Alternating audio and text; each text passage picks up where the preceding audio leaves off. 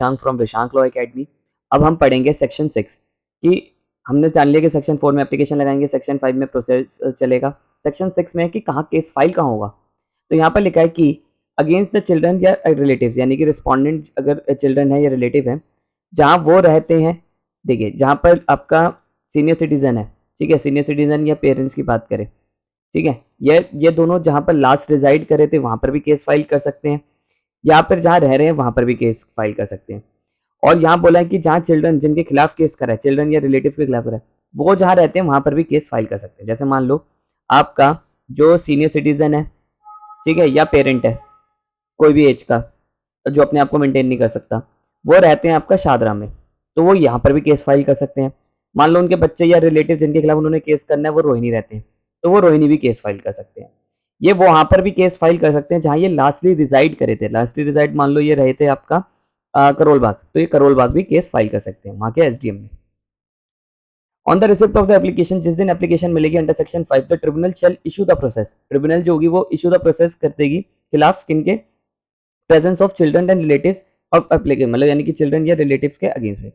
अब इसमें यहाँ पर बताया गया है कि जो ट्रिब्यूनल होगी उसको किसकी पावर होगी, उसे आपका जेएमएफसी फर्स्ट क्लास मजिस्ट्रेट जैसे लेवल की पावर होगी, यानी कि मेट्रोपॉलिटन मजिस्ट्रेट जितनी पावर होगी सीआरपीसी में जो दे रखी है, ट्रिब्यूनल को सेम पावर है। All evidence and such proceeding, जितने भी एविडेंसेस आएंगे जो भी है, take in the presence of the children relatives, उन्हीं की प्रेजेंस में लिए जाएंगे, मतलब जो रिस्पॉन्ड जिनके खिलाफ केस करा है उनकी ही प्रेजेंस में सारे रिकॉर्ड होंगे। Home order for payment is propose shall be recorded in the manner prescribed इन सम्मन केसेस, और इसका जो प्रोसेस चलेगा वो सीआरपीसी के सम्मन केसेस के हिसाब से चलेगा। जैसे सम्मन केसेस होते हैं, वारंट केसेस होते हैं, उनके प्रोसेस से चलेगा। प्रोसेस कैसा रहेगा, सम्मन केसेस जैसा रहेगा। पावर ट्रिब्यूनल को कौन सी होगी, आपका एमएम की पावर होगी, यानी कि जुडिशियल मैजिस्ट्रेट फर्स्ट क्लास जैसी पावर होगी जो सीआरपीसी में बताई गई है। प्रोवाइडेड एट द, अगर ट्रिब्यूनल को ये लगता है, यहाँ प्रोवाइडेड एट में ये लिखा है, अगर ट्रिब्यूनल को ये लगता है कि जो चिल्ड्रन है या रिलेटिव है जिनके खिलाफ केस हुआ है वो निग्लेक्ट कर रहे हैं, अवॉइड कर रहे हैं सर्विस, ठीक है, कि नहीं हम नहीं आ रहे हैं, या फिर मतलब विलफुली छुप रहे हैं, डेलिबरेटली सर्विस को अवॉइड कर रहे हैं, कोर्ट ट्रिब्यूनल में नहीं आ रहे हैं, तो उनके खिलाफ एक्स पार्टी भी प्रोसीडिंग करी जा सकती है, यानी कि उनके खिलाफ एक्स पार्टी भी हो सकता है। यानी कि एक्स पार्टी का मतलब होता है कि जिन जो केस लेकर आए हैं, यानी कि पेरेंट्स या सीनियर सिटीजन्स या आपके जो पेरेंट्स जो अपने आप को मेंटेन नहीं कर सकते, इन्हीं की बात को सुन लिया जाएगा और उनके खिलाफ, यानी कि वर्सेस जो चिल्ड्रन है या रिलेटिव है उनके खिलाफ केस फाइल कर दिया जाएगा। मतलब उनके खिलाफ इनको सुना नहीं जाएगा, इनको सुना जाएगा, इनके खिलाफ केस पास हो जाएगा, ठीक है, मतलब यानी कि इनकी जीत हो गई एक तरह से, समझ लो। जब इन्हें सुना ही नहीं गया तो इनको इनका डिफेंस ही नहीं रखा गया, ये कुछ बात ही नहीं रखी गई, तो इन्हीं के फेवर में तो गया ना केस।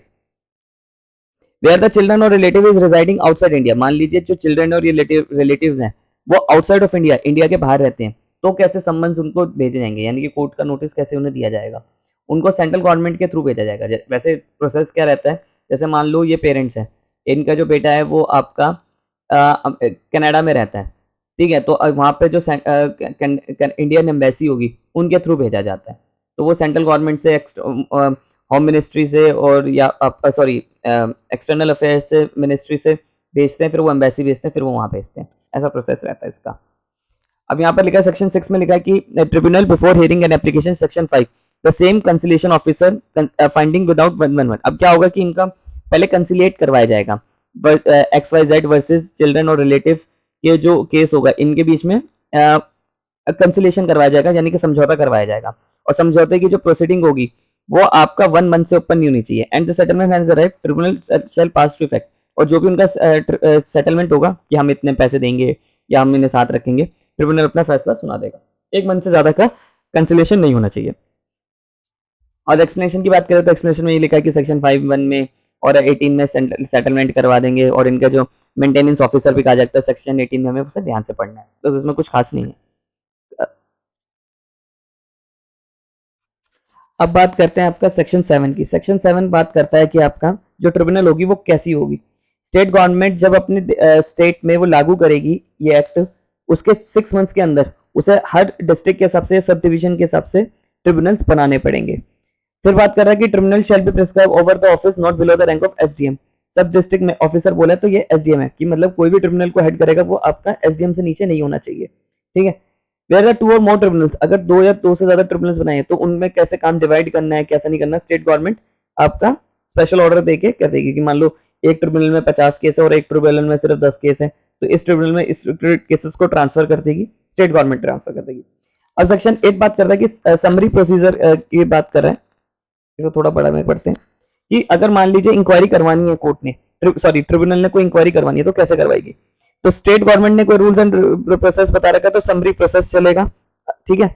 और ट्रिब्यूनल ने, अगर ट्रिब्यूनल को आपका सिविल कोर्ट की पावर होगी, ट्रिब्यूनल को सिविल कोर्ट की पावर होगी, पर ये सिविल कोर्ट की पावर इन्हें किस किस चीज में होगी, एविडेंस लेने के पे, अगर कोई एविडेंस और नॉट पे ले रही है तो सिविल कोर्ट जितनी पावर होगी इन्हें।